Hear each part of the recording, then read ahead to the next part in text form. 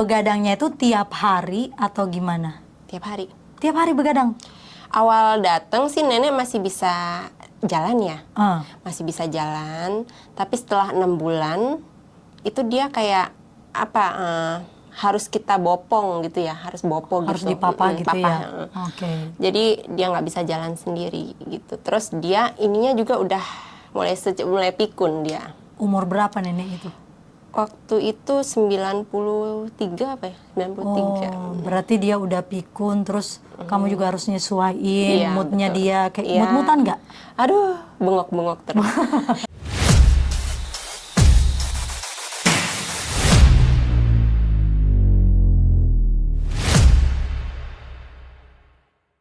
Halo teman-teman semuanya, kita balik lagi di sini dengan curhatan teman-teman Indonesia yang ada di Taiwan. Nah sekarang aku sama ada Mbak Cantik di sebelah aku. Boleh dulu nanti kita perkenalkan ya siapa dia dan apa yang dia lakukan di Taiwan. Nah, Oke.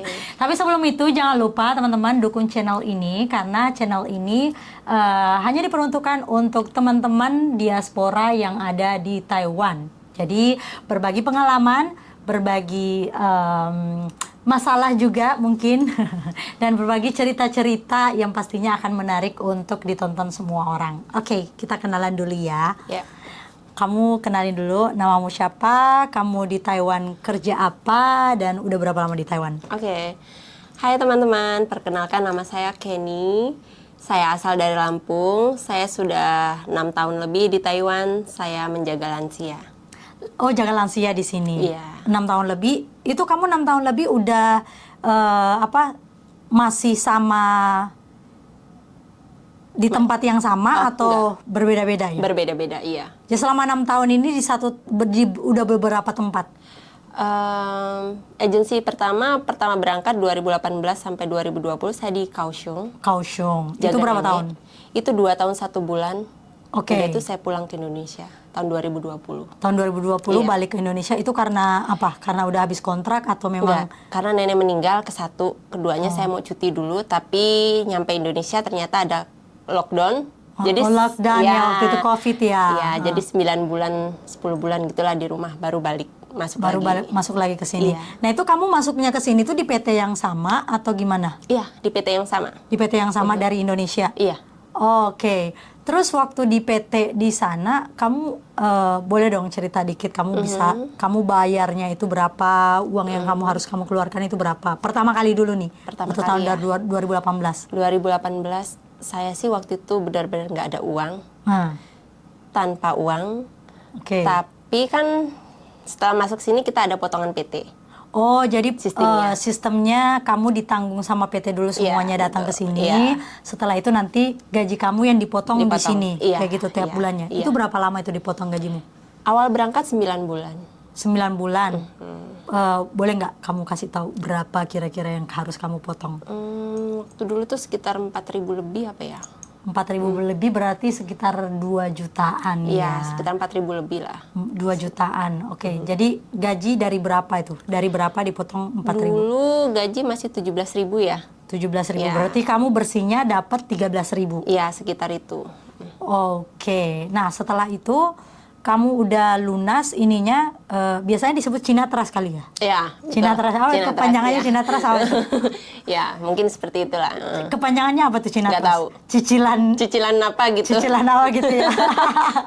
Pokoknya utang lah intinya. Utang, pokoknya utang ya, karena Pinjaman ya. karena emang sistemnya kayak gitu. Kalau misalnya mau datang ke sini bekerja sebagai jaga ama, Iya. atau biasanya kalau di sini dibilangnya tasau gitu Tasau, ya. iya. Ya tergantung. Tapi kebanyakan sih di sini jobnya itu jaga ama atau jaga akong, betul, betul. jaga lansia kayak Betul gitu. sekali. Nah, waktu kamu udah di sini, udah potongan 9 bulan, Iya. itu kamu selama di potongan bisa nabung nggak? Atau setelah potongan baru kamu bisa nabung? Karena saya kan punya keluarga, Ah, punya anak yang harus dibiayai. Ah. Jadi saat potongan tuh benar-benar nggak bisa nabung. benar-benar nggak bisa nabung, Iya. jadi benar-benar harus menutupi Menutupi kekurangan di rumah. kekurangan di rumah dulu. Iya, iya. Nah, setelah kamu pulang lagi, kamu Iya. proses lagi, prosesnya sama juga? Sama juga, tapi beda. Yang kedua ini, penerbangan kedua ini dia cuma 6 bulan. Oh, 6 bulan, ya. itu Tapi dia lebih besar. emang kompensasi dari PT-nya karena kamu udah 2 kali atau memang udah aturannya yang berubah? Udah aturannya mungkin ya, saya kurang jelas juga. Cuma dia per bulannya lebih besar daripada yang dulu juga. Oh, berarti hitung-hitungan teknik hitung-hitungannya. hitung-hitungannya Iya. aja yang berbeda mungkin ya. Betul. Nah, setelah itu kamu datang ke sini lagi masih bisa nabung nggak? Atau memang Alhamdulillah bisa dong. udah bisa ya? Iya. Oke, berarti itu masalah apa namanya, manajemen keuangan kamu yang tadi kita bahas. Nah, Iya. sekarang kita mau juga nih tahu, selama kamu di Taiwan ini, di majikan pertama, yang kamu rasain pertama kali datang ke Taiwan itu kayak gimana? Yang aku rasain satu, karena aku di rumah biasa makan pakai tangan, Iya. terus sampai sini harus makan pakai sumpit. Oh, berarti ada shock culture-nya Iya, juga betul. ya, harus pakai sumpit. Kedua, mungkin porsi aku di rumah kalau ngelihat sambal itu lebih banyak, makan di sini harus segitu, kayaknya lapar terus gitu. Oke, itu dari kebiasaan makan mungkin ya. Terus apa lagi? Ya mungkin shocknya kurang tidur ya, karena nenek yang aku jaga ya lumayan lewel. Kalau malam nggak tidur, kalau siang tidur gitu. Oh, berarti kalau di Indonesia sebelumnya tidur cukup, di Iya. sini harus begadang. Harus Tapi menguras semuanya. tapi kamu begadangnya itu tiap hari atau gimana? Tiap hari. Tiap hari begadang? Awal datang sih nenek masih bisa jalan ya, Ah. masih bisa jalan. Tapi setelah 6 bulan itu dia kayak apa?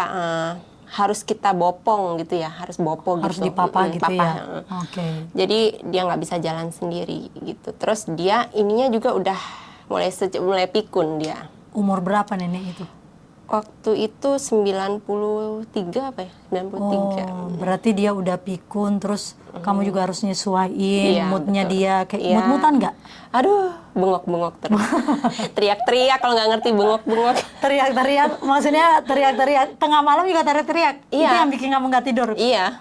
Karena dia menurut dia tuh malam tuh adalah siang. Siang? Jadi dia Siangnya mau malam. pergi. Iya, dia mau pergi, mau sanpu, mau kerja, dia punya bank. Jadi katanya saya mau ke Inhang gitu. Oh, dulunya waktu dia masih sehat, dia punya bank gitu. Iya, gitu. Punya Jadi si mau Ako. nggak mau kamu harus nyesuaiin kebiasaan dari penyakitnya dia Iya. yang dialami saat itu. Iya, betul. Ya, terus kamu kira-kira ada perubahan nggak? Maksudnya perubahan di fisikmu sendiri setelah begadang terus-menerus gitu. Kamu ngerasain nggak ada perubahan dalam dirimu atau dalam tubuhmu? Kalau dulu berangkat sih kurus banget ya, lebih kurus dari sekarang malahan. Oh, Kurus gitu? banget. Setelah sampai di Taiwan, walaupun kerjaan itu susah ya, dalam artian susah, tapi nggak tahu kenapa malah badan aku saat itu melar. Di 2018 sampai 2020 tuh Jadi sehat. ya? jadi sehat, jadi gemuk. Oh, aku tahu. Kalau di Indonesia kan duitnya nggak ada, jadi walaupun tidur Betul, cukup, ya kurus. Ya kurus. Kalau di sini, walaupun tidur kurang, duitnya ada, ya Iya, itu yang bikin gemuk. itu yang bikin melar. Intinya harus ada duit. Duit untuk beli cencunaica. Oh gitu, bisa aja kamu. Nah, oke. Nah, aku penasaran karena kan banyak ini di luar sana teman-teman yang seprofesi sama kamu itu mengeluh tentang perlakuan nenek lah atau perlakuan majikannya lah. Nah itu Iya. yang tidak bagus katanya, yang tidak memanusiakan lah seperti itu. Nah kamu juga ada nggak merasakan hal-hal seperti itu sebelumnya? Sering banget sih, sering. Cuma kan kembali lagi sama kita. Kita harus, oh iya, ini memang pekerjaan kita. Apabila ada kendala, kita di awal kita masuk ke rumah majikan tersebut, kita harus ada ngobrol nih sama majikan atau agensi kita. Bahwasanya kalau nanti nenek ini begini, kan kita pasti dikasih tahu, oh nenek begini. Nah nanti apabila dia begini, bolehkah saya merepotkan Anda untuk membantu saya? Gitu. Oh, berarti sebelum kamu kerja, kamu negosiasi dulu sama Iya, keluarganya. Nah, iya. ini penting banget nih teman-teman, Itu masukan juga. harus, iya betul. Karena banyak banget sekarang itu tidak tahu cara menghandle majikan kayak gimana, Betul, cara iya. menghandle nenek kayak gimana. Jadi Iya. ujung-ujungnya ngeluh terus. Iya. Jadi kamu Kita termasuk harus pinter smart. itu, kamu termasuk pinter. Iya. Jadi masukan juga buat teman-teman Iya, yang betul, lain. betul. Jadi harus smart, harus cari solusi dulu, harus benar-benar atur kesepakatan di Iya, awal sama betul, di majikan awal. ya. Intinya di awal itu adalah kunci. Di awal adalah kuncinya gitu. Biar kalau sebenarnya dari kita masuk rumah itu dengan kita tahu kondisi nenek seperti apa, kita tuh di sini langsung udah mikir, oh ini nenek pasti susah rawatannya. Jadi aku harus Cari solusi dulu iya, sebelum keinginan bekerja. kita apa. Kita harus diskusikan di situ sebelum kita tanda tangan gitu. Oke. Kalau majikannya sendiri itu perlakuannya kayak gimana ke kamu? Misalnya dari segi pemberian gaji, adakah yang kamu telat dikasih gaji atau mungkin sering marahin kamu karena kerjaan kamu tidak sesuai harapannya dia? Ada nggak kamu pernah alamin dari mungkin keluarga nenek yang kamu ini jaga? Karena masing-masing, saya udah beberapa kali pindah majikan. Dari masing-masing majikan tuh berbeda-beda. Ada majikan yang baik, sangat mengerti apa kebutuhan kita dipenuhi tanpa kita minta, bahkan kita sakit pun kita dibiayai, gitu kan. Kita diantar jemput dan lain-lain. Tapi ada juga majikan yang merasa, oh saya udah bayar kamu, jadi umpama sakit apa kamu urus sendiri, semua sendiri, jalan sendiri. Ada. Nah, waktu pertama kali itu tipenya kayak gimana? Kalau yang pertama kali itu, alhamdulillah semuanya welcome, baik. Cuma Baik, nenek ya? aja, iya. Cuma neneknya aja yang kamu harus menyesuaikan Iya. ya kan? Ya memang gitu Iya, kan, namanya juga betul. nenek-nenek. Jadi Ya, jadi menye-menye ya, masa Mm-mm. kamu yang harus kamu yang harus lebih peka. Betul, Jadi anggap betul. dia kayak anak kecil. Biasanya tuh kayak gitu, umur 80, umur 50 ke atas itu akan berubah menjadi anak kecil lagi. betul. Jadi harus mengerti polanya. Nah, ini juga masukan bagus nih buat teman-teman. Soalnya banyak banget yang udah datang yang baru-baru ini tuh suka ngeluh. Iya. Mungkin kamu bisa kasih tipsnya ini apa nih, biar keluhan-keluhan itu bisa teratasi, jadi nggak mengandalkan terus agensi. Iya, buat teman-teman semuanya. Satu kunci yang seperti saya bilang tadi, kita sebelum tanda tangan, itu kita harus tahu itu si nenek sakit apa dan keluarganya bagaimana, berapa orang di dalam rumah itu kita harus semua udah tahu. Kerjaan apa harus detail. Walaupun dia nggak secara tertulis, setidaknya kita ada agensi sebagai saksi, begini kerjaan kita. Jadi kita umpama, oh kok banyak banget. Seperti saya waktu itu pernah di Nelly, pernah, itu majikannya baik, tapi cara kerjanya kayaknya orangnya tuh mendetail karena dia seorang guru mungkin ya. Jadi mendetail begini-begini. Kayaknya tuh, apa ya, Kayak mumet banget. aduh ini banyak banget. Di situ saya langsung ngomong, saya nggak bisa terima kerjaan ini. Tapi agensi langsung bilang, coba dulu. Karena mungkin kedengarannya tidak enak, tapi mungkin dijalanin enak gitu. Jadi saya coba, ternyata enak. Ternyata enak Ternyata ya. enak. Masalah minum obatnya itu terlalu ribet, dia begini menjelaskan. Jadi buat teman-teman tuh harus benar-benar harus bisa tanya sejelas-jelasnya pekerjaan saya di sini apa. Kalau kurang setuju ataupun tidak setuju, kita harus berani ngomong. Harus berani ngomong. nolak ya. Oh, aku Berani. nggak cocok ini dengan pekerjaan ini. Atau kita pengen ada punya pendapat, oh saya pengennya begini, bisa nggak? Oke. Perundingan. Ngomong-ngomong tentang agensi nih, kan kamu juga bilang tadi agensimu itu yang memujuk kamu, memberikan masukan. Nah, di awal kamu datang, kamu pasti belum bisa bahasa dong. Belum bisa. Nah, kamu agensi kamu itu benar-benar ngebantu kamu nggak buat menyelesaikan masalah yang kamu hadapi, misalnya masalah language barrier atau keterbatasan bahasa yang mentranslate kebutuhan-kebutuhan kamu atau apa yang kamu ingin ketahui sebelum ini, kira-kira seperti itu nggak? Jadi karena saya sudah beberapa kali pindah agensi juga karena majikan berbeda dan saya pernah pulang juga. Jadi dari 3 agensi yang pernah saya masuk itu beda-beda. Oh, beda-beda. Berbeda-beda. Bisa informasiin nggak? Beda-bedanya kayak gimana? Nah, kita ngobrolin aja di sini tujuannya supaya dijadikan pelajaran. Jadi tidak bermaksud untuk menjatuhkan nama lain. Iya, betul banget. Jadi kamu bisa dulu informasiin ke teman-teman nih. Iya. Perbedaannya seperti apa? Agensi pertama itu dia lebih acuh ya, lebih nggak peduli sama kita. Yang penting, maaf ngomong ya, lancar semuanya gitu. Bahkan saya sakit pun dia nggak peduli. Tapi alhamdulillah kembali lagi saya mendapatkan majikan yang baik. Jadi tanpa semuanya agensi, tercover. ya jadi walaupun saya nggak bisa bahasa saat itu, gitu. Terus agensi yang kedua kemarin itu sangat-sangat baik. Agensi yang kedua sangat-sangat baik. Sangat-sangat baik. Kayak gimana tuh baiknya tuh? Karena agensi yang kedua menurut dia saya sudah tidak perlu lause, jadi ada apa-apa saya langsung ke salesnya, nggak pakai penerjemahnya. Salesnya itu penerjemahnya maksudnya? Bukan, maksudnya kan kita dalam agensi itu kan ada beberapa sales, umpama salesnya kayak Oh si iya, A itu ngerti. orangnya Iya. itu, Ah. pemasarannya itu tadi lah. Nah itu sangat baik gitu kan. Saya sering pindah majikan kalau saya merasa oh ini nggak cocok buat saya mau Dicariin. pindah. Dia selalu asal saya punya bukti, saya jujur. Intinya saya berani ngomong, saya mau pindah dari sini, ini nggak cocok buat saya. Dia selalu cariin saya, gitu.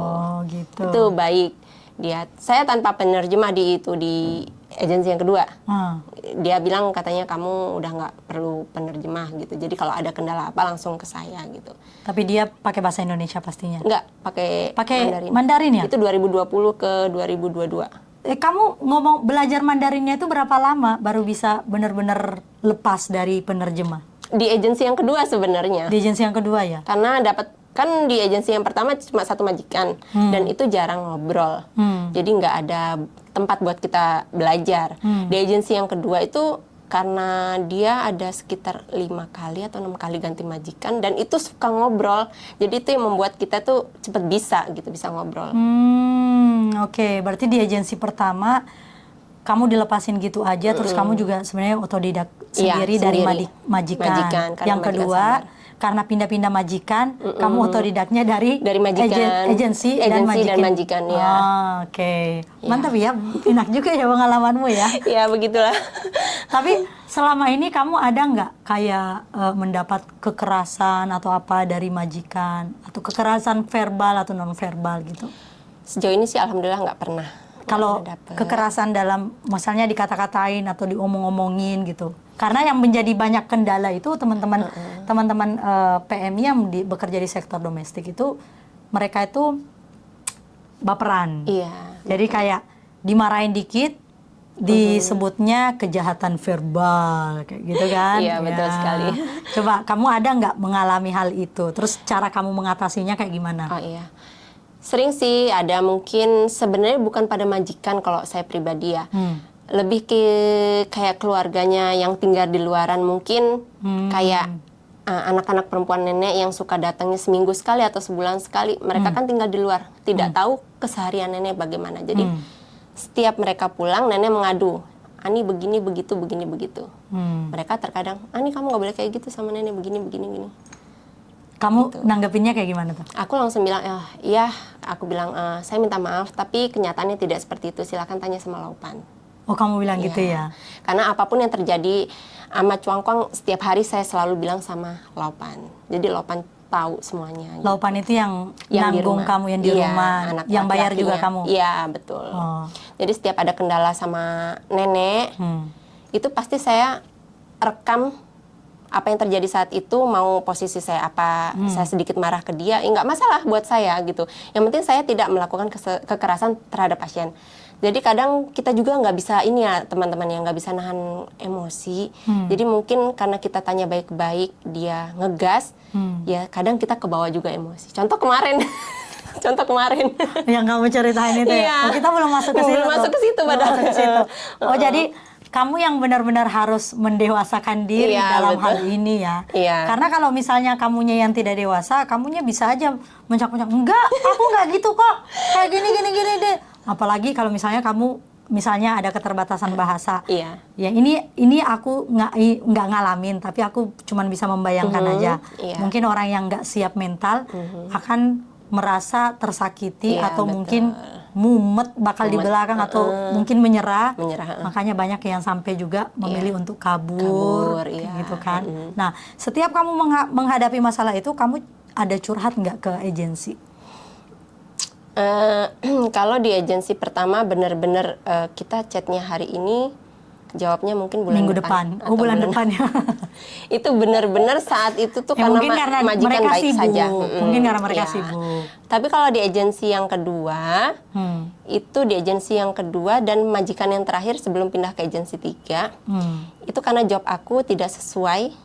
Jadi hampir setiap hari aku telepon dia, Laupan ini bagaimana, begini. Alhamdulillah dia responnya baik gitu. Berarti yang perlu kita garis bawahi bahwa tidak semua agent itu jahat. Berarti ada juga banyak yang baik. Agent-agent yang baik atau peduli ya. Iya. Oke. Terus lanjut lagi. Agensi yang ketiga yang sekarang ini. Dia juga baik sih menurut aku. Baik. Majikan ini yang kedua. Karena yang pertama nggak cocok sama aku. Aku alergi kucing. Jadi saat bentar. Agensi yang ketiga, tapi majikannya yang kedua di agensi yang ketiga. Oke. Yang pertama itu nggak cocok. Cuma 23 hari terus aku keluar. Karena dia jaga nenek. Pas aku kesana survei, kucingnya nggak ada. Setelah tanda tangan, baru ada kucing. Kucing keluar semua dari kamar, ada berbelas-belas, gede-gede. Masa? Jadi aku itu mereka ternak kucing kali atau memang suka pelihara kucing? Suka pelihara, iya. Okay. Anggora gede-gede gitu kan. Terus aku langsung telepon agent, aku nggak kuat. Tapi kata agent coba sabar dulu. Oke, aku coba sabar. Ternyata tetap nggak kuat karena aku batuk-batuk ya kan. Terus orang tua aku juga udah katanya nggak usah, takutnya kena yang lain gitu. Akhirnya keluar. Terus pindah ke majikan yang ini. Pindah ke majikan yang ini. Ini majikan yang sekarang ini kamu udah berapa lama? Sebenarnya dari yang jaga ama yang pertama, itu kan ini ama yang kedua. Yang pertama ibunya Lopaniang. Itu saya di sana cuma 2 bulan, terus beliau meninggal.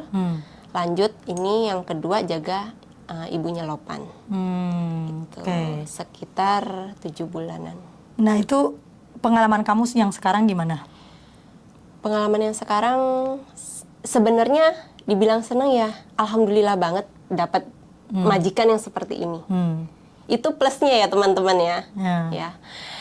Tapi minusnya, ya nenek yang aku jaga sebenarnya masih sehat, masih bisa nanam sayur, masih bisa nyapu dan lain-lain, nyuci baju, pokoknya semuanya masih sehat.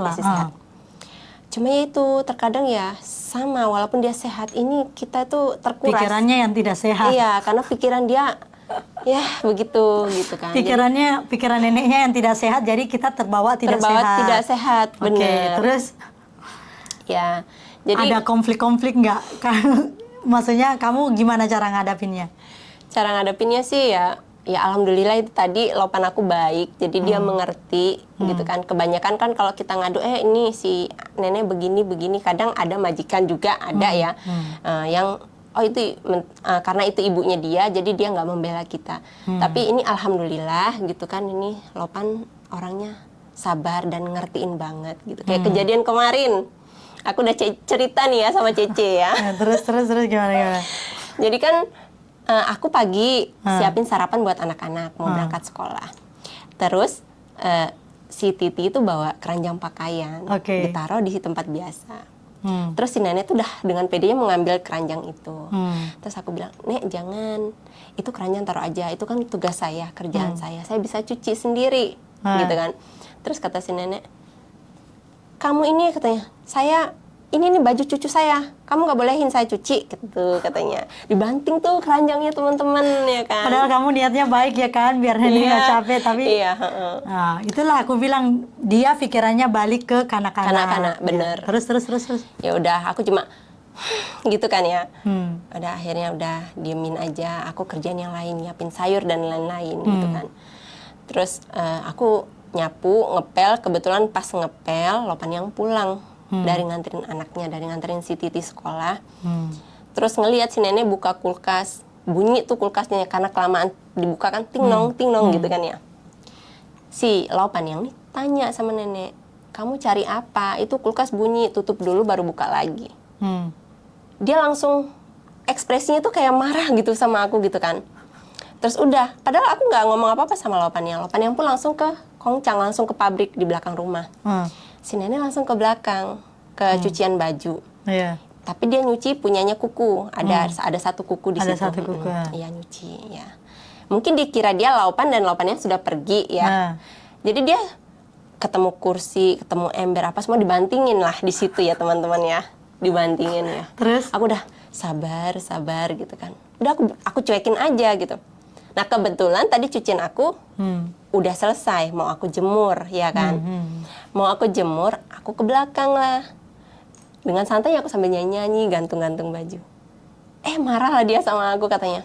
Kamu terlalu ikut campur banyak dalam rumah ini, katanya kayak gitu. Kamu tuh siapa? Kamu bukan siapa-siapa. Kamu di sini cuma pembantu, katanya. Saya nggak suka kamu di sini. Digituin kamu? Iya. Pakai bahasa Mandarin? Terus, kamu ini kenapa? Aku bilang gitu. Masih baik itu, masih baik. Kamu ini kenapa? Terus kata dia, kamu terlalu ikut campur urusan saya sama menantu saya, kata dia kayak gitu. Saya tanya sama kamu, saya ikut campur dalam urusan apa ini? Kamu tuh nggak tahu apa yang saya lakukan di dalam kulkas itu. Tapi kamu laporan, kata dia gitu kan. Saya nggak ada laporan. Menantu kamu baru pulang nganterin cucu kamu, ngelihat kamu. Jadi bukan saya yang laporan. Kamu tuh salah paham, aku bilang gitu kan. Oh, mungkin si nenek ini itu nganggap kamu itu apa-apa suka lapor, jadi pergerakan dia diawasin gitu ya. Padahal aku benar-benar nggak laporan, walaupun kesehariannya memang itu yang mereka inginkan dari saya, karena kan mereka nggak di rumah. Nenek kan udah agak-agak, jadinya kan memang Lopan tuh apapun yang terjadi sama nenek kasih tahu Lopan yang memang disuruh seperti itu. Tapi kejadian kemarin pagi itu aku benar-benar nggak laporan, tapi dia merasa aku laporan gitu kan. Sampai akhirnya ada sedikit debat lah. Aku rekam, tapi saat aku debat, saat aku marahin si nenek itu aku rekam malahan gitu kan. Aku kirim ke Lopan aku, katanya malah ya udah, katanya nggak apa-apa, katanya jadi nggak jadi penyakit di ini, kamu bisa keluar ya udah, katanya kayak gitu. Dikasih libur. Terus malah dikasih libur sampai bagus hari Senin. Itu potong gaji nggak itu? Nggak potong gaji. Mereka sering keluar negeri pun, aku kadang keluar negeri 1 minggu, aku pulang ke kontrakan. Tanpa potong gaji. Walaupun kamu kerjanya di rumah ya? Bahkan ditanya, kamu mau ikut atau enggak? Aku bilang gini, wah kalau kalian bawa saya tuh nenek keluar tanduknya, aku bilang kayak gitu. Kalian dia berani bawa saya tapi nggak berani bawa orang tuanya, kalian salah nantinya gitu. Oh, dia mau keluar negeri malah ngajak-ngajak kamu juga ya? Aku, iya. Baik banget ya inimu ya? Luar biasa baik, alhamdulillah. Itu udah berapa lama sekarang? Jalan 7 udah bulanan. 7 bulanan ya? Kamu mau pindah nggak? Enggak. Enggak. Biarin neneknya kayak gitu. Biarin neneknya kayak gitu, yang penting nggak apa-apa. Laupannya ini ya. Yang penting laupannya baik. Tapi ada juga loh yang kamu pernah nggak ngerasain yang laupannya nggak baik tapi neneknya yang baik? Laupannya nggak baik tapi neneknya baik. Ada. Menurutmu yang mana yang lebih menguntungkan buat kamu? Laupannya yang baik. Laupannya yang baik. Ya. Jadi neneknya kamu menyesuaikan aja. Oh, oke, menarik juga ya. Karena pendapat kan masing-masing itu menurut aku. Lebih baik laupan yang baik sama kita daripada neneknya. Nenek namanya orang tua. Iya, kan yang harus kita yang harus merawat gitu. Kita benar-benar memang harus sabar. Yang penting bos bisa juga menyesuaikan, bisa juga maksudnya nggak bela sana nggak bela sini, jadi bisa meredakan hati kita juga, toh udahlah gitu. Kalau di sini yang majikan sekarang ini, kamu sering minta tolong ke agensi nggak? Nggak. Terus nggak ada bayaran lagi kan ke agensi? Paling yang servis doang kan, uang servis. Itu pun majikan. Majikan juga yang bayar? Semuanya bersih. Medical. Gaji kamu bersihnya berapa? Rupiah aja lah. Rupiah sekitar 11,5. 11,5 lah. Itu bersih ya? Bersih semuanya bersih. Dan kamu udah bisa nabung? Bisa dong. Udah. Bisa dong. Ngomong-ngomong udah bisa nabung, udah punya apa aja nih di Indonesia? Aduh. Ini kan jadi malu nih kan. Alhamdulillah sih ya. Ya walaupun mungkin nggak seperti teman-teman yang mungkin lainnya ya. Karena kebutuhan saya benar-benar banyak sih, Ci. Karena saya kan single parent, jadi semuanya memang saya sendiri yang cari uang. Saya masih punya orang tua dan 1 anak. Kalau di rumah, sebenarnya kalau rumah itu hasil saya di Kaohsiung dulu ya, majikan pertama. Karena mereka juga royal sama uang sih. Baru 1 bulan pun saya di situ. Saya bulan 1 datangnya, terus bulan 2 Kuonien, itu saya bisa beli 1 motor. Dikasih ya? Hongpao. Alhamdulillah. Intinya gini teman-teman ya, saran buat kalian semua. Berbuatlah baik kepada siapapun. Jadi kita baliknya juga baik. Jadi kita sesuai dengan kayak padi gitu loh. Kita tanamnya baik, ya dia pasti tumbuhnya baik gitu. Pokoknya yang penting datang dari Indonesia harus niatnya. siap kerja. Biar Niatnya. apa? Biar nanti kalau misalnya datang ke sini nggak kaget gitu Iya, loh. betul sekali. Aku sih selalu bilang ke teman-teman di luar sana, kalau mau datang ke Taiwan jangan pernah pakai mindset yang kerja di Taiwan itu enak. Betul. Jadi pada saat datang ke sini sesuai dengan ekspektasinya yang mana udah di set mindsetnya itu tidak enak, jadi nggak kaget. Betul, betul. Tapi kalau datang ke sini ternyata tidak setidak enak yang kita pikirkan, justru kebalikannya itu jadi bonus. Benar, kayak gitu. iya. Kamu ada nggak kepikiran sebelum datang ke Taiwan, kepikiran wah pasti udah jadi babu total nih pasti di Indonesia nih, di Taiwan ini? Ada nggak? Ada sempat kayak gitu. Pasti disuruh ngosek-ngosek WC aja nih Iya, kayak gitu. Ada pikiran kayak gitu? ketakutan seperti itu karena kan praktek kita di PT sebelum penerbangan itu ya yang membantu. Dikasih bayang-bayangan. Iya, dikasih bayang-bayang sangat-sangat menegangkan ya. Kayaknya bayangan itu memang yang dikasih mereka tuh adalah yang buruk-buruknya gitu kan, yang bikin kita takut. Tapi setelah kita jalanin di sini biasa aja. Biasa aja gitu. ternyata ya. Ternyata nggak menakutkan kok Taiwan. Berarti sebenarnya juga ada bagusnya PT Ada bagusnya. Menginformasikan yang kayak gitu Iya, biar kita tuh biar nggak kaget. Nggak kaget, gitu. betul sekali. Tapi gimana menurutmu yang di luar sana yang banyak yang ngeluh sampai memilih untuk menjadi kaburan? Menurutmu apa yang kurang dari teman-teman kita itu? Iya, buat teman-teman ya, berpikirlah 1000 kali untuk kabur. Karena kesatu kalau kita sakit, yang utama adalah kesehatan dulu ya. Karena kita mau kerja itu kan pasti kita harus sehat. Jadi kalau menurut aku, kita mau jadi seorang kaburan itu untuk berobat pun kita nggak punya aksesnya. Iya, jadi harus pikir 1000 kali ya. Harus benar-benar pikir 1000 kali. Terus, mungkin karena mereka itu tidak individu orang kan berbeda-beda. Jadi ada yang seperti kamu mungkin bisa mencari solusi dari masalahnya. Iya, betul. Mungkin dari mereka juga kurang punya pengalaman untuk mencari solusi dari masalahnya, atau mungkin kurang mendapatkan bantuan juga. Tapi kok aku dengar dari pengalamanmu kamu juga kurang mendapatkan banyak bantuan. Iya. Berarti memang sendiri, memang kamunya yang melatih dirimu sendiri. Melatih diri. Karena dari pengalaman di agensi pertama kan ya itu tadi ya mohon maaf bukan menjelekan atau menjatuhkan, tapi memang setiap saya ada keluhan apa, memang yang mengatasi adalah majikan. Karena saya mengadu pun seminggu yang akan datang, sebulan yang akan datang baru respon. Jawabannya hanya sabar. Gitu, sabar. Ya, jadi alhamdulillah jadinya sabar beneran. Oh, jadi sabar beneran ya. Oh, jadi sebenarnya kata sabar dari agent juga itu fungsinya yang buat kita benar-benar sabar juga. Ya. Gitu ya. Betul. Tapi kamu pernah nggak ngerasa yang kayak genek banget sama agent? Sabar disuruh sabar aja, sabar kayak gini. Pasti ada lah. Kita kan ya namanya cuma manusia biasa. Iya. Pasti ada. Marah sama agensi ada. Itu saat ya benar-benar kita tuh butuh bantuan. Tapi nggak ada respon gitu kan. Bahkan saya dulu pernah berpikir, ini saat ini tuh saya urgent, butuh bantuan kalian, tapi ini nih orang Indonesia yang bekerja di sana, kan tugasnya membantu kita. Tapi saat itu tidak merespon sama sekali. Saat itu saya sangat-sangat marah. Sangat-sangat marah. Tapi ya kembali lagi, karena ya udahlah gitu kan. Karena memang pada dasarnya saya ini juga ya orangnya tipe yang ya udahlah kalau udah sekali 2 kali enggak ya udah aku nggak hubungin kamu lagi gitu. Berarti memang untuk agensi-agensi yang cuek itu harusnya ngerekrutnya yang punya sifat-sifat kayak kamu ini baru cocok ini. Soalnya yang sifatnya yang benar-benar nggak sabar ya atau suka ngeluh mungkin bakal pindah agensi aja deh kayak gitu ya kan. Iya sih, ada teman-teman aku juga ya kayak gitu. Cuma ya aku selalu bilang pindah agensi lain pun belum tentu enak. Aku bilang kayak gitu. Iya, betul.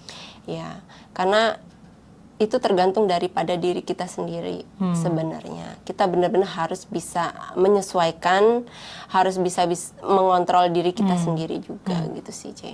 Jadi menurutmu kerja di Taiwan ini pena atau lebih pena di Indonesia? Pena banget. Pena banget. Mantap. Pena banget walaupun syahdu. tantangannya banyak ya, kesahduannya banyak ya. Banyak, iya betul. Tapi kan itu kan tertutupi dengan saat kita libur ya kan. Oh gitu. Tapi kamu masih termasuk beruntung karena kamu punya banyak waktu libur yang diberikan dari majikan satu sampai majikan yang sekarang ini. Alhamdulillah gitu. iya. Kebanyakan dari mereka itu juga banyak teman-teman kita di luar sana juga tidak punya jatah libur. Waktu, nggak punya jatah libur. Iya, betul. Kayak gitu. Jadi kalau kamu mendapatkan libur itu gimana caranya? Kamu negosiasi di awal atau negosiasi secara mandiri ke majikan sembari kamu bekerja? Enggak, karena memang pada dasarnya saya memang setiap majikan, setiap agensi yang saya dapatkan itu selalu, yaitu tadi saya bilang, saya pengen tahu kerja saya di sini apa, tolong kasih tahu sejelas-jelasnya. Setelah itu ada cocoknya atau tidaknya, atau ingin kita pengennya bagaimana, kita ungkapkan di pertama itu tadi sebelum kita tanda tangan. Sebelum tanda tangan kamu negosiasi dulu di situ ya. Dan wajib kalau majikan kalian mengizinkan atau agensi kalian mengizinkan. Biasa sih agensi mengizinkan ya. Karena aku udah 3 kali agensi selalu mengizinkan. Kalau kita pindah majikan, jangan mau tanda tangan dulu.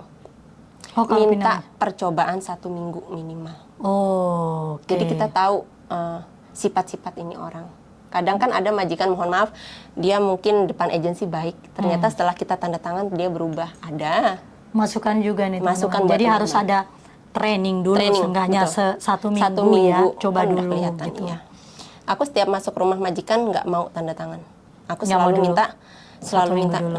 Kadang aku 1 bulan atau 20 hari gitu, karena pengen tahu. Umpama 1 minggu, terus agensi salesnya udah telepon, gimana, cocok nggak? Aku minta perpanjang dulu 1 minggu gitu. Dibayar nggak itu kamu masa training itu? Dibayar. Dia saat itu training itu tetap bayar gaji kita 1 bulan berapa, kesepakatannya ya 1 bulan berapa dibagi 30. Jadi perharinya kan ketemu 1 harinya berapa. Dibayar, tetap dibayar. Cuman belum terikat kontrak. Tapi menurut aku kamu memang satu dari banyaknya yang kurang beruntung sih. Tapi kamu pun juga yang termasuk dari ceritamu itu kamu lumayan beruntung. Kamu pun juga banyak tantangannya sebenarnya. Banyak sebenarnya, iya. Banyak banget tantangannya. Dan kayak alhamdulillah kamu bisa. Majikan aku yang sekarang juga ya kayak gitu baik, tapi ya tantangannya ada di nenek sama anak-anaknya yang perempuan yang tinggal di luar. Yang suka pulang seminggu sekali itu nenek kan pasti si A begini itu ditelan gitu aja gitu ya. Kadang sama nenek nggak boleh kasar-kasar, begini ya Kak. Aku tinggal, karena aku bisa bahasa, kalian jangan menyontoh ya gitu, jangan menyontoh. Kalau aku yang aku lakuin sama keluarga ini, sama majikan ini, aku cuma bilang, ya udah silahkan kalian pulang aja sendiri. Mungkin nenek nggak perlu bantuan saya, silahkan kalian jaga sendiri. Kalau aku bilang sampai gitu. Bilang gitu? Iya, ke majikan, terus ke anaknya perempuan. Terus dia langsung cemberut, buang muka. Tapi berani juga ya dia. Tapi buat kalian garis bawah, jangan, kalau nggak ada keberanian jangan pernah mencoba ini ya. Tapi kalau saya sih mendingan harus memposisikan diri, tahu posisi. Jadi mungkin yang bagi nggak seberani kamu mungkin lebih baik bermuka dua aja, bilang maaf, iya nanti saya perbaiki, iya nanti nggak kayak gitu lagi, iya, kayak betul, gitu aja. Jadi istilahnya kamu masuk telinga kanan, keluar telinga kiri buat meredamkan suasana aja. Iya betul, bisa itu kayak gitu bisa. Cuma kan karena di sini mungkin apa ya, yang penting kan yang aku pegang adalah dia bukan bos aku gitu. Jadi aku berani aja ngomong. Gitu. Karena banyak juga yang sebenarnya yang terpengaruh dari saudara-saudara bosnya yang akhirnya diambil hati, terus jadi nggak fokus kerja, ya kan? Jadi ngambek, lapor agensi, akhirnya kabur. Oh, jangan sampai kayak gitu. Teman-teman, rugi. Ya, jangan. Karena sebenarnya banyak jalan menuju Roma. Betul. Yang penting mau komunikasi ya. Betul. Oke, sampai di situ masalah-masalah pekerjaan kamu. Nah, selama kamu di Taiwan ini, kamu ada nggak pengalaman berteman sama orang Indonesia yang mana membuat kamu mungkin memilih untuk tidak berteman, atau memilih untuk berteman dengan bukan sesama orang Indonesia, atau mungkin memilih kegiatan-kegiatan lain? Kalau aku sih masalah teman sih, aku orangnya welcome sama siapa aja, nggak pilih-pilih teman. Cuma aku memang mempunyai sifat yang mungkin sedikit ego, jadi mungkin kalau backgroundnya punya masalah dan gimana, ya udah aku orangnya pemaaf. udah ya udah. Tapi aku udah nggak mau kenal gitu. Oh gitu. Sistemnya. Jadi kamu termasuk pilih-pilih teman juga. Nah pokoknya gitulah. Iya, menurut kamu Jadi- penting nggak sih punya teman di Taiwan? Penting. Penting ya. Menurut aku penting. Tapi gitu. tergantung temannya kayak gimana. Ya tergantung temennya kayak gimana. Yang intinya kita berteman tuh saling menjaga perasaan dan menjaga ucapan gitu. Kalau minjem-minjem duit gimana? Kan biasa ada tuh teman yang mau berteman karena mau minjem-minjem duit gitu. Ada. Ada juga yang kayak gitu. Kalau kayak gitu sih aku mungkin ya kayak aku ya say hello aja gitu. Saya hello aja. Iya, Nggak usah karena, deket ya. Karena duit tuh nggak ada saudaranya benar. Aku puas juga nolong bukan teman tapi saudara juga ya nggak ada ininya juga gitu. Nggak kembali uangnya gitu kan. Ya, kalau Hati-hati. saya sih lebih ke kayak pilih-pilih teman. Kalau misalnya kamu mau diajak berteman hanya karena untuk dipinjemin, mending Mending nggak. tahan aja. Karena kalau di Taiwan ini kita itu hidup sendiri-sendiri. Sendiri, betul. Lebih bagus. Lebih bagus. Lebih tidak merepotkan orang, lebih Betul. tidak merepotkan diri sendiri Betul juga. sekali, ya. Terus kamu kegiatannya apa dong kalau mengisi-ngisi libur? Aku kalau libur, kalau dulu kan masa mudanya udah lewat tuh, jadi sekarang. Emang umurmu berapa? Emang kesetua apa orang masih muda kayak gini? Aku udah tua. Enggak, masih muda kok kelihatannya. Iya, pokoknya kalau sekarang ini aku menyibukkan diri aja karena apa ya? Aku mungkin udah terlalu banyak juga dikecewakan sama teman. Tapi nggak menutup pertemanan ya, nggak menutup pertemanan. Tetap ya sebatas say hello gitu mungkin ya. Cuma sekarang ini aku menyibukkan kayak ada kayak ikut sekolah-sekolah salon apa terus sekolah musik. Oh gitu. Sekolah salon, sekolah musik, ngapain ya aku? Ini adalah salah satu lause aku ya Iya, kan. iya. Terus terkenal di Taiwan. Iya, nggak usah promosi. Terus gimana? Kamu itu emang menjadi tujuan kamu atau memang kamu pengen ngisi waktu aja atau memang kamu punya keinginan agar nanti kalau misalnya kamu udah selesai di Taiwan, kamu bisa manfaatkan keahlian-keahlian yang kamu pelajari itu. Betul. Itu salah satunya adalah ya kita kan nggak mau selamanya nih di sini. Ya syukur alhamdulillah kalau kita selalu sehat dan mungkin bisa lebih naik level sedikit ya alhamdulillah gitu. Kalau tidak bisa kan jadi saya sekarang berpikirnya tuh daripada buang-buang waktu kayak yang sudah-sudah cuma jalan-jalan ngabisin duit makan-makan. Kayak sekolah-sekolah ini kan bisa kita jadi yang tadinya nggak tahu jadi tahu dan ilmunya itu kan akan selalu bertambah dan bertambah. Jadi ketika kita pulang Indonesia mentok kita pulang Indonesia, yang penting kita ada persiapan dana, kita bisa buka apa yang kita usaha gitu ya. gitu. Oh, itu udah menjadi tujuan kamu sekarang. Iya, saat ini sih ya. Cuma kan kita hanya bisa berusaha kembali lagi ya kan. Nggak tahu ke depannya gimana, yang penting saat ini cuma bisa berusaha. Cuma bisa berusaha. Rencanamu mau tinggal di Taiwan sampai kapan? Sampai semuanya tercapai. Sampai semua. Amin. Apa emang pencapaian kamu nih? Mau di-share nggak boleh, kamu nggak mau share juga nggak apa-apa. Aku sih punya anak cuma satu ya. Keinginan aku sih sebenarnya menunggu dia sampai dia bisa kuliah di sini dan aku tetap di sini sebenarnya. Udah umur berapa memang? Masih SMP. Masih SMP, oke.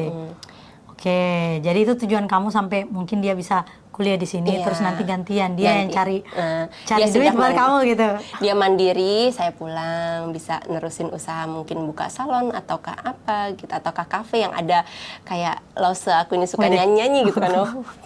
Planningnya banyak tapi nggak tahu. Banyak. Nggak apa-apa. Jadi memang mimpi Semua dari mimpi semuanya itu harus dari mimpi dulu, baru kita kedorong untuk Iya, mewujudkannya gitu. Ya untuk sejauh ini sih aku sekolah nggak tahu ada manfaatnya atau enggak. Pokoknya ya aku sekolah semampu aku sekolah sambil nungguin anak aku aja sih. Karena rencananya mau aku bawa ke sini buat kuliah di sini Buat sambil kuliah. kerja. Berarti Setelah dia udah kelas berapa ya SMP? kelas 1 masih. Kelas 1 berarti masih 5 tahunan 5 ya. tahun, iya. Kamu di sini udah berapa tahun? 7 jalan. Jalan 7 tahun setelah atau sebelum kamu itu kamu gabungin waktu kamu pulang ke Indonesia? Iya.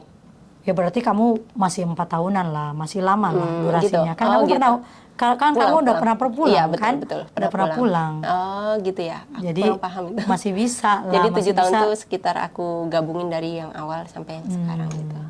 Kamu coba bertahan aja dulu sama majikan yang satu ini, Iya. terus nanti coba ajuin PPTN. Iya, itu rencana aku sih. Rencanamu kayak gitu ya? Kamu ada kasih tahu kayak gitu ke majikanmu? Ya karena aku udah pernah bilang sama dia, kalau umpama aku masih sanggup untuk menjaga Apo si nenek, dan kalian masih mau pakai aku, ya kemungkinan lanjut kontrak aku mau proses mandiri, mau itu aja sendiri. Karena apa ya, menurut aku nggak pernah merepotkan agensi, jadinya buat apa gitu. Jadi ya toh udah dapet, bisa sendiri-sendiri toh ya, udah harusnya. dapat majikan yang baik, yang benar-benar mau gitu kan. Ya udah gitu, sambil nunggu anak aku. Aku juga udah ceritain aku pengen nunggu anak aku yang pengen, oh ya udah bagus katanya, kamu nggak usah keluar dari rumah aku gitu. Itu BTW majikan kamu ngedukung nggak sih kamu itu ikut-ikut kursus kayak gitu? Ikut. Masa dia ngedukung ya? Ngedukung banget, tapi nggak pernah ngedukung duit ya, ngedukung. Maksudnya ngedukung ngasih waktu. Iya, gitu. itu udah luar biasa. Suka kayak gini nih, kamu tadi ditanya, kamu hari ini sekolah apa? Aku mau sekolah nyanyi gitu. Ya udah. Gitu. Bagus, sebenarnya bagus. Jadi nggak perlu dukung duit, yang penting dukung kasih kebebasan waktu. juga. Iya benar. Karena waktu itu juga penting. Kalau kita punya uang, terus kita nggak boleh libur, gimana mau ngejalanin? Betul. Ya kan? Mantap banget ya, banyak banget ternyata pengalaman kamu ya. BTW, memang kamu benar-benar single parent, terus kamu yang jadi tulang punggung keluargamu ya? Benar. Saudara ada berapa? Saudara sebenarnya kalau yang kandung, aku tuh nggak seberapa deket ya. Aku dari kecil hidup sama orang tua angkat aku. Beliau nggak punya anak, tapi beliau ngangkat anak 3. Tapi yang dari kecil itu hanya aku sama mbak aku yang di Malaysia. Oh, kamu juga ada saudara yang di Malaysia, merantau? Iya. Jadi kamu bantuin mereka aja gitu? Ya, jadi orang tua aku tinggalnya sama aku, sama anak aku di rumah. Orang tua angkat? Orang tua angkat. Orang tua kandung ada di Bekasi, mama sudah meninggal, papa masih ada. Tapi aku memang nggak dekat sama mereka gitu. Yang penting mah bahagia, mau tinggal di orang tua status apa aja, yang penting bahagia, yang penting bertanggung jawab gitu. Betul. Jadi berkah juga sama ibu orang tua angkat kamu. Iya, gitu. benar. Karena mengangkat anak, dimana anak-anaknya ini single fighter semuanya, terus akhirnya bisa bangun rumah juga ya. Pak, kalian pasti bangunin rumah juga kan di sana kan? Alhamdulillah, iya. Kendaraan udah ada? Alhamdulillah. Widih. Nggak mau dibongkar ini kayaknya. Mobil ada, mobil? Nggak punya. Oh gitu, kayak kendaraan ada ya? Udah lah. Mungkin ke sana mungkin nanti arahnya. Arahnya sudah mau sih, sudah mau. Cuma belum ada yang cocok. Amin. Doain aja ya teman-teman ya. Semangat juga buat kalian semua.